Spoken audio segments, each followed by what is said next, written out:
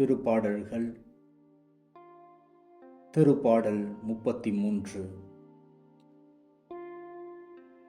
நீதிமான்களே, ஆண்டவரில் களி கூறுங்கள். நீதியுள்ளோர் அவரை புகழ்வது பொருத்தமானதே. யாழ் இசைத்து ஆண்டவருக்கு நன்றி செலுத்துங்கள். பதிநரம்பு யாழினால் அவரை புகழ்ந்து பாடுங்கள்.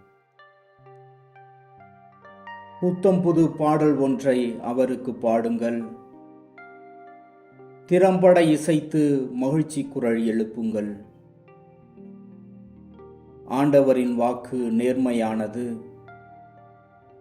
அவருடைய செயல்கள் எல்லாம் நம்பிக்கைக்கு உரியவை. அவர் நீதியையும் நேர்மையையும் விரும்புகின்றார். அவரது பேரன்பால் பூவுலகு நிறைந்துள்ளது. ஆண்டவரது வாக்கினால் வானங்கள் உண்டாயின.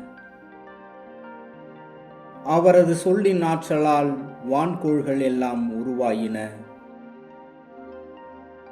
அவர் கடல் நீரை குவியல் போல சேர்த்து வைத்தார். அந்நீரை ஆழ்நிலவரைகளில் சேமித்து வைத்தார்.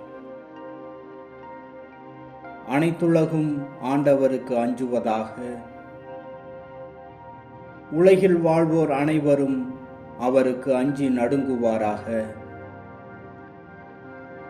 அவர் சொல்லி உலகம் உண்டானது. அவர் கட்டளையிட அது நிலை பெற்றது. வேற்றினத்தாரின் திட்டங்களை ஆண்டவர் முறியடிக்கின்றார். மக்களினத்தாரின் எண்ணங்களை குலைத்து விடுகின்றார். ஆண்டவரின் எண்ணங்களோ என்றென்றும் நிலைத்திருக்கும். அவரது உள்ளத்தின் திட்டங்கள் தலைமுறை தலைமுறையாய் நீடித்திருக்கும். ஆண்டவரை தம் கடவுளாக கொண்ட இனம் பேறு பெற்றது. அவர் தமது உரிமை சொத்தாக தெரிந்தெடுத்த மக்கள் பேறு பெற்றோர். வானினின்று ஆண்டவர் பார்க்கின்றார். மானிடர் அனைவரையும் காண்கின்றார். தாம் வீற்றிருக்கும் இடத்திலிருந்து உலகெங்கும் வாழ்வோரை கூர்ந்து நோக்குகின்றார். அவர்களின் உள்ளங்களை உருவாக்குகின்றவர் அவரே. அவர்களின் செயல்கள் அனைத்தையும் உற்று நோக்குபவரும் அவரே. தன் படைப்பெருக்கத்தால் வெற்றி பெறும் அரசருமில்லை. தன் வலிமையின் மிகுதியால் உயிர் தப்பிய வீரருமில்லை.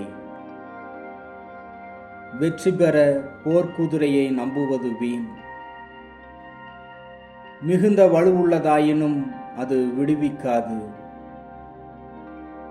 தமக்கு அஞ்சி நடப்போரையும் தம் பேரன்புக்காக காத்திருப்போரையும் ஆண்டவர் கண்ணோக்குகின்றார்.